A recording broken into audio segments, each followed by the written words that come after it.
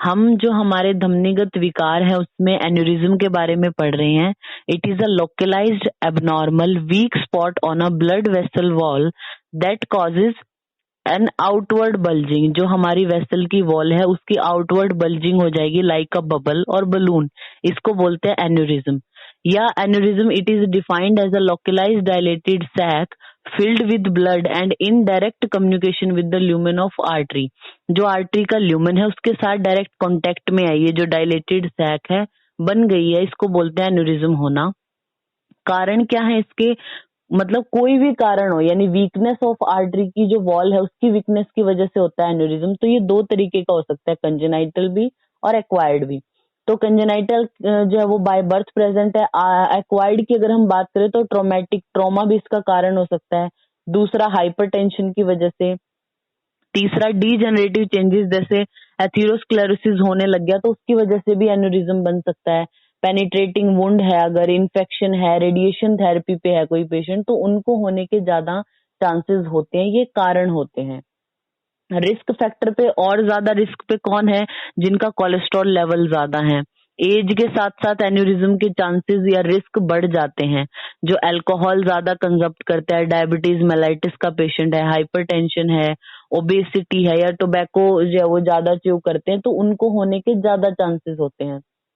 अगर हम बात करें इसके सिम्टम्स की, तो सिम्टम क्या है, ऐसे कोई सिम्टम नहीं आता। जो एन्यूरिज्म है हमारा वो बन गया, यानी जो आर्टरी की वॉल है वो वीक थी, वहां से वो बल्ज कर गई, यानी लाइक अ बैलून और बबल ऐसे हो गई। कोई ऐसे सिम्टम आपको अलग से दिखाई नहीं देंगे। प्रॉब्लम कब आती है, जब वो एन्यूरिज्म अब ये वीक हो गई ना वॉल, तो क्या होगा, कुछ भी थोड़ा सा भी ट्रॉमा हुआ या किसी भी कारण से ज्यादा ब्लड प्रेशर होता है तो ये एन्यूरिज्म क्या हो सकता है, रप्चर हो सकता है, वहां से फट सकती है आर्टरी। जो आर्टरी जैसे ही फटेगी, अगर हेमरेज हुई, तब पेशेंट को जो वो सिम्टम आने लग जाएंगे इसके। तो बात करते हैं जहां का भी एन्यूरिज्म है उसके अकॉर्डिंग सिम्टम आएंगे। जैसे अगर सेरिब्रल एन्यूरिज्म था तो उसकी वजह से पेशेंट को फटीग होने लग जाएगा, लॉस ऑफ बैलेंस, स्पीच में प्रॉब्लम आना, विजन में प्रॉब्लम आएगी। अगर वो रप्चर हो गया, अब सेरिब्रल वाला रप्चर हो गया, तो एकदम लॉस ऑफ विजन हो जाएगा, नेक में पेन होगा और सीवियर हेडेक होगा पेशेंट को। अगर हम बात करें किडनी में अगर एन्यूरिज्म है तो फ्लैंक पेन होगा, टेंडरनेस होगी पेशेंट को, हाइपरटेंशन हो जाएगा, हिमेचूरिया हो सकता है। तो डिपेंड करता है कि एन्यूरिज्म है कहाँ का। एन्यूरिज्म हमारा दो तरीके का होता है, ट्रू और फॉल्स। ट्रू और फॉल्स। फॉल्स क्यों होगा, कि जो सैक है जो बनी है वो डायरेक्टली जो ल्यूमेन ऑफ आर्टरी है उससे कनेक्टेड नहीं है। हमने इसकी डेफिनेशन में पढ़ा कि जो ये डायलेटेड सैक है it is in direct contact with the lumen of artery. लेकिन फॉल्स एन्यूरिज्म कब होगा, जो सैक तो बन रही है लेकिन ये डायरेक्ट कम्युनिकेट नहीं कर रही है आर्टरी से, ये कम्युनिकेट कर रही है किसी भी और ओपनिंग के थ्रू आ रही है आर्टरी की वॉल में, तो उसको बोलते हैं फॉल्स एन्यूरिज्म। ट्रू एन्यूरिज्म क्या होता है, कि जिसमें एक्चुअल डायलिटेशन हुआ है ल्यूमेन ऑफ आर्टरी का, उसको बोलते हैं ट्रू। ट्रू हमारा होता है तीन तरीके का, फ्यूजिफॉर्म, सेक्युलर और डायसेक्टिंग। अगर आप गूगल पे सर्च करेंगे इनके डायग्राम से आप समझ जाएंगे कि फ्यूजिफॉर्म कौन सा है, सेक्युलर क्या है, या डायसेक्टिंग क्या होता है। फ्यूजिफॉर्म में हमारा क्या होता है, सैक जो है वो यूनिफॉर्म एक्सपेंशन होता है, यानी जो हमारी आर्टरी की वॉल है सपोज, उसके पूरे सरकमफ्रेंस में एक जगह हो रहा है ना, तो जिस जगह एन्यूरिज्म बन रहा है उस जगह पे उस आर्टरी की जो पूरा सरकमफ्रेंस है उसमें एक्सपेंशन होगा, पूरी एक तरीके से फूल जाएगी, वो हमारा होता है फ्यूजिफॉर्म। फिर आता है सेक्युलर। सेक्युलर में आपको पता ही चल रहा है कि एक सैक एक ही साइड बनती है, तो एक्सपेंशन जो है इसमें हमारे कुछ पार्ट ऑफ जो सरकमफ्रेंस है पूरी आर्टरी के सरकमफ्रेंस में नहीं बनता, एक साइड में बन जाएगा, दूसरी साइड नॉर्मल रहेगी, उसको बोलते हैं सेक्युलर।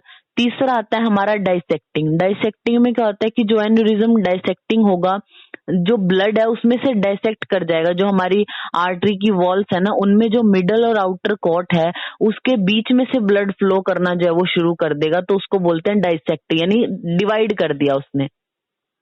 फिर हमारा आता है कि इफेक्ट क्या होते हैं एन्यूरिज्म के।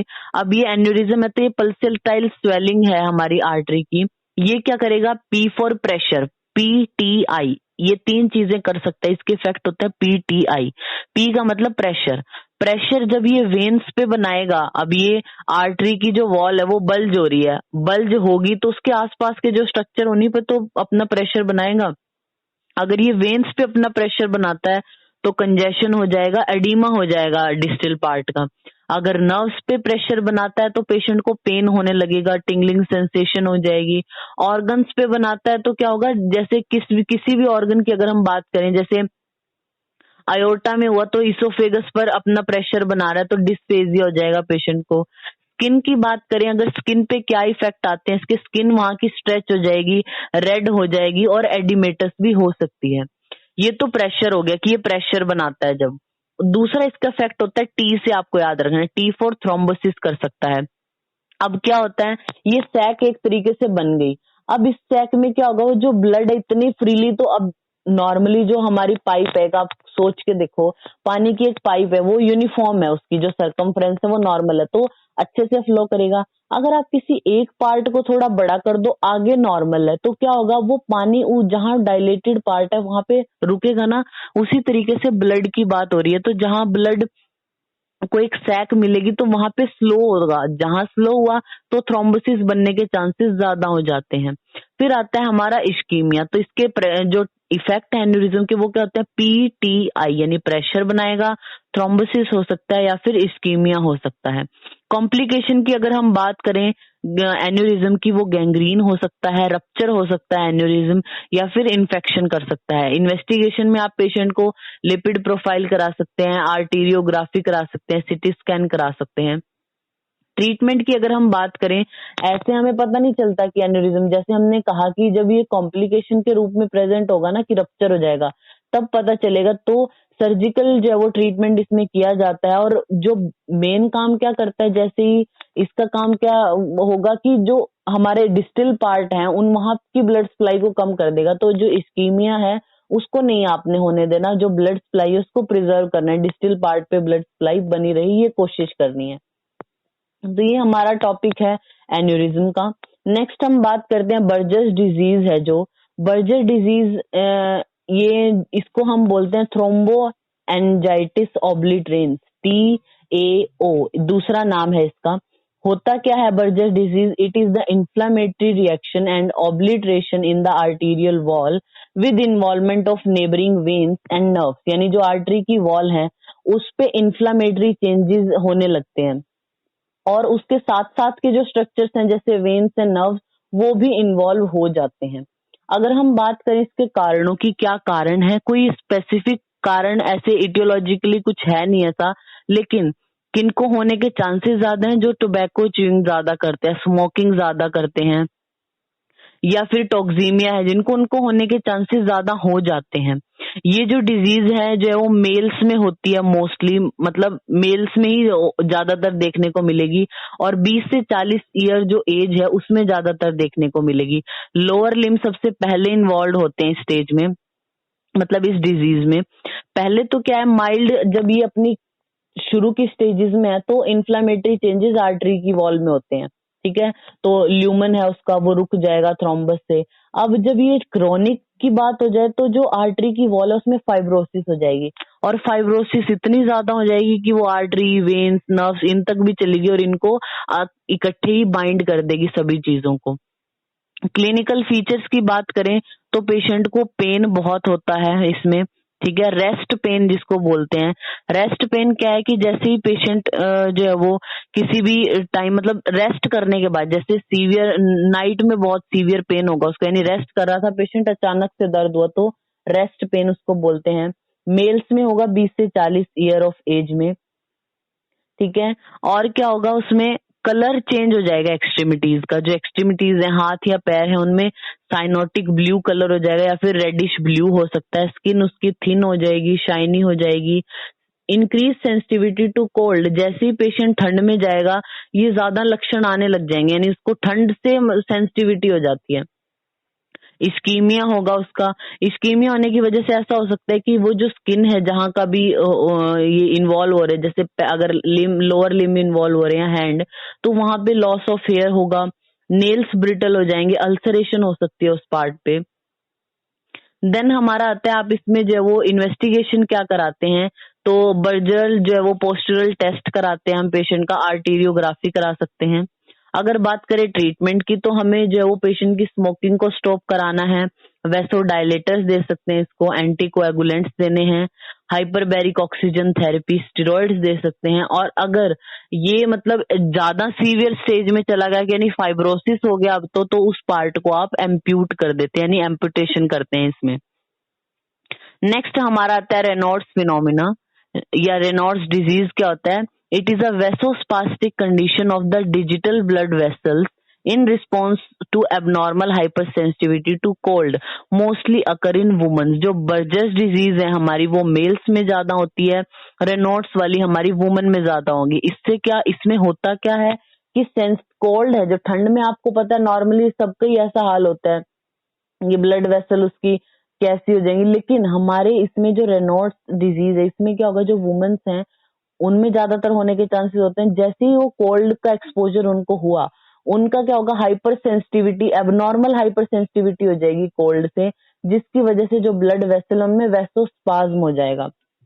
ये जो डिजीज है सबसे पहले रेनॉल्ड्स ने डिस्क्राइब किया था इसको, इसलिए रेनॉल्ड्स फिनोमेना के नाम से हम इसको जानते हैं।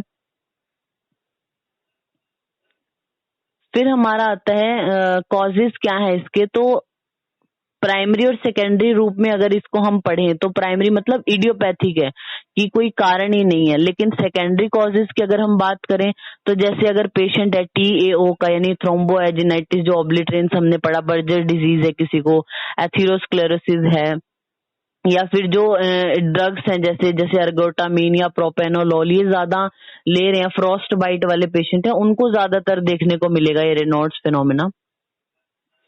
फिर आता है ये जो डिजीज है इसमें क्या क्या जो है वो लक्षण आएंगे। तो ये डिजीज है प्रेसिपिटेट्स बाय कोल्ड एक्सपोजर। जैसे पेशेंट कोल्ड का एक्सपोजर हुआ, उसको ठंड में गया, तभी ये डिजीज है वो देखने को मिलेगी आपको। तो इसकी 3 स्टेजेस आती हैं जिसको आपको याद रखना है,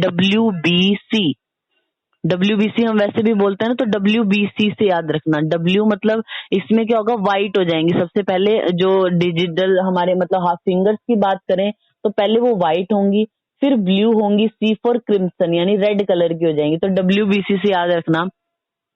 पहली स्टेज आती है स्टेज ऑफ ब्लैंचिंग। सबसे पहले जैसे पेशेंट को एक्सपोजर हुआ कोल्ड का, ठंड में वो गया, तो उसकी जो डिजिटल आर्टरीज होती हैं उनमें स्पाज्म हो जाएगा। स्पाज्म होने की वजह से ब्लड फ्लो वहां का रुक गया।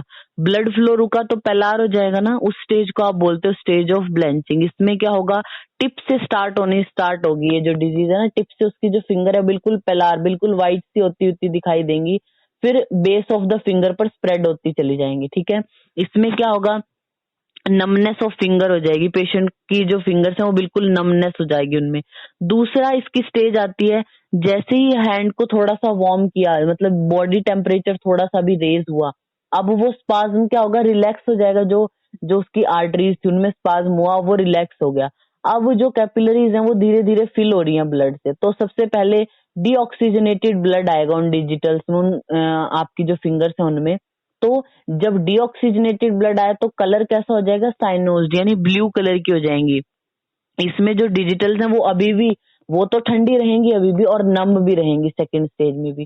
फिर आती है थर्ड स्टेज। थर्ड स्टेज में क्या है कि स्पाज्म जो था वो कंप्लीटली पास ऑफ हो गया, अब स्पाज्म रहा नहीं, जो आर्टरीज था उनमें क्या होगा, जो अपना ब्लड है वो जल्दी से भरना शुरू होगा, तो रेड कलर की हो जाएंगी, स्वॉलन दिखेंगी, रेड एनगॉजमेंट की स्टेज भी बोलते हैं।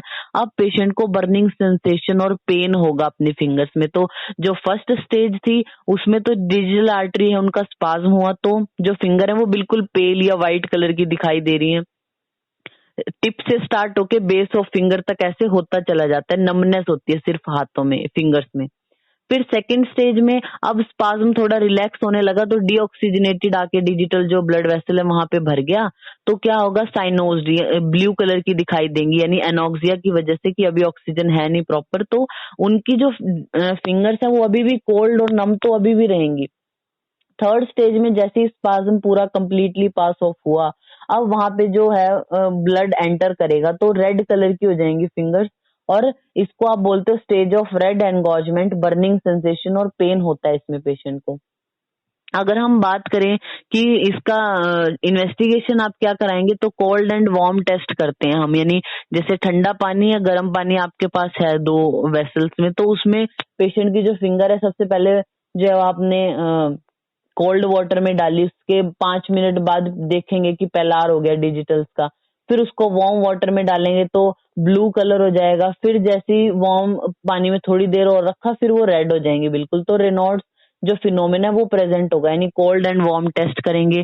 उसके अलावा ब्लड टेस्ट जो है वो यूरिया या इलेक्ट्रोलाइट देख सकते हैं हम पेशेंट के, या फिर जो इसके कारण है उसको एक्सक्लूड करने के लिए कि जैसे एथेरोस्क्लेरोसिस ना हो, तो उसके लिए आप और भी लिपिड प्रोफाइल करा लिया पेशेंट का, और एक्सरे हम करा सकते हैं। ट्रीटमेंट की अगर हम बात करें तो पेशेंट को प्रोटेक्ट करके रखना है कि कोल्ड में जाए ही ना वो, क्योंकि अब इसको आप ठीक नहीं कर सकते, बचा सकते हैं बस जितना है कि प्रिवेंशन करनी है, तो एक्सपोजर टू कोल्ड होने ही ना दो पेशेंट को। अगर फिर भी कुछ हो गया तो वैसो डायलेटर्स दे सकते हैं हम। स्मोकिंग को अवॉइड करना है पेशेंट को।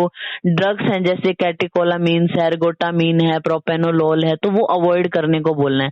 अगर इस जो है वो रेनॉल्ड्स फिनोमेना की वजह से अगर उसके जो टिश्यू है वो नेक्रोज्ड होने लग गए हैं, तो हम पेशेंट का जो एम्पुटेशन करते हैं, या फिर इसके लिए जो है वो लेजर थेरेपी की जाती है।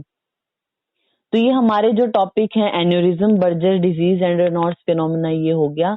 फिर हमारी जो धमनीगत विकार है उसमें एथेरोस्क्लेरोसिस बचता है। एथेरोस्क्लेरोसिस क्या होता है? Narrowing of the arteries caused by buildup of plaque. Plaque जम जाता है, जो आर्टरी की आर्टरी है हमारी, उसके ल्यूमेन में प्लाक इकट्ठा हो गया।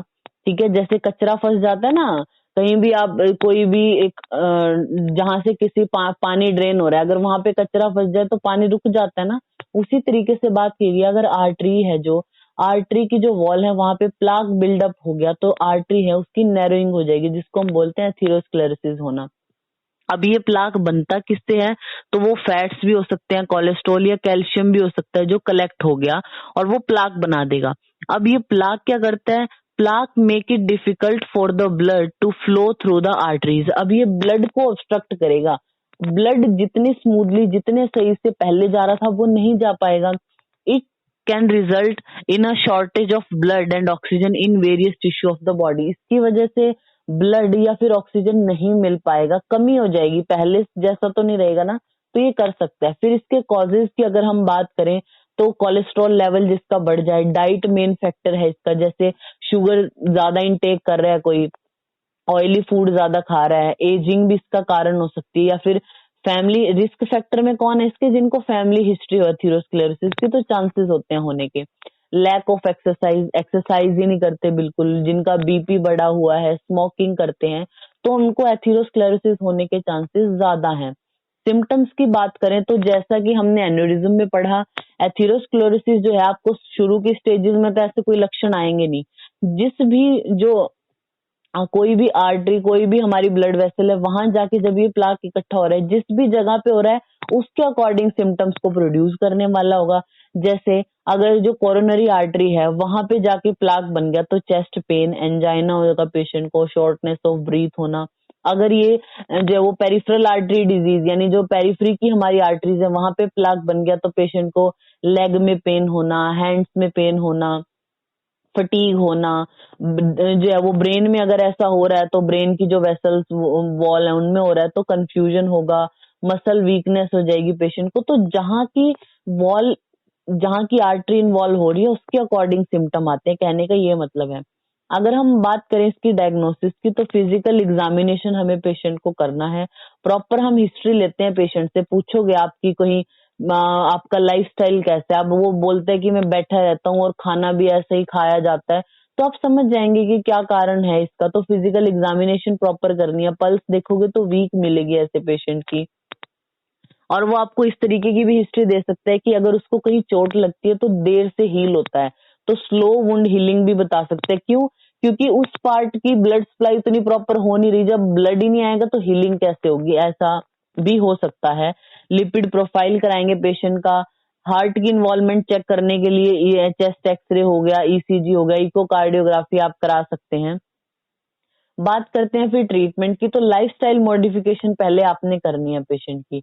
यानी उसको बोलना है एक्सरसाइज करे अगर वो ओबीज है, ऑयली फूड ना खाए, शुगर का इंटेक इतना ज्यादा ना करे, एक्सरसाइज करना स्टार्ट करे, स्मोकिंग को स्टॉप करे। ये सब चीजें आप उसको बता सकते हैं। तो लाइफस्टाइल में पहले मॉडिफिकेशन करनी है। देन हम ड्रग्स की बात करें तो जो कोलेस्ट्रॉल को लो करने वाली ड्रग्स हैं, जैसे स्टैटिन्स देते हैं, सिम्वास्टैटिन है, प्रावास्टैटिन है या फ्लूवास्टैटिन देंगे। और मेन कारण क्या है, अब देखिए उसका क्या हो जाएगा, जब आर्टरी का जो ल्यूमन है वो नैरो हो रहा है तो क्या हो जाएगा, प्रेशर बढ़ने लग जाएगा। ठीक है, कोई चीज कम होगी तो प्रेशर ज्यादा जाएगा, ब्लड प्रेशर बढ़ सकता है। तो इसलिए आप पेशेंट को एस इनहिबिटर्स देंगे, कैप्टोप्रिल है या रेमिप्रिल है, बीटा ब्लॉकर्स दे सकते हैं, टीनोलॉल या फिर प्रोपेनोलॉल, कैल्शियम चैनल ब्लॉकर्स देंगे आप उसको, नेफिडिपिन हो गया, एम्लोडिपिन, डायूरेटिक्स दे सकते हैं, एंटीप्लेटलेट थेरेपी पे आप रख सकते हैं पेशेंट को, जैसे एस्प्रिन देंगे। एंटीप्लेटलेट थेरेपी पे क्यों रखा, क्योंकि जो ये एथेरोस्क्लेरोसिस हुई, मतलब ये जो एक तरह से प्लाक इकट्ठा हुआ है, मे बी ये जरूरी नहीं है हमेशा कोलेस्ट्रॉल का ही होगा, किसी भी तरीके से नैरोइंग हो जाती है आर्टरी को, तो एथेरोस्क्लेरोसिस में आता है। अब ये क्या होगा, ये जो प्लाक है मे बी ये जो वो एक जैसे होता है ना कि कुछ हट के जो आर्टरी की वॉल है वहां से सेपरेट हुआ और पूरे ब्लड में घूमने लग गया, या जो थ्रोम्बस बना है तो उसको आपको क्या करना है, डिसॉल्व कराना है। तो उसके लिए एंटीप्लेटलेट थेरेपी देते हैं, एस्प्रिन देंगे पेशेंट को। और अगर इसने एथेरोस्क्लेरोसिस की वजह से कोई हार्ट कंडीशन ऐसी हो गई है, हार्ट अटैक आ गया, मतलब मायोकार्डियल इंफाक्शन हो गया पेशेंट को, तो आप उस टाइम पे फिर सर्जरी है जो वो कराते हैं।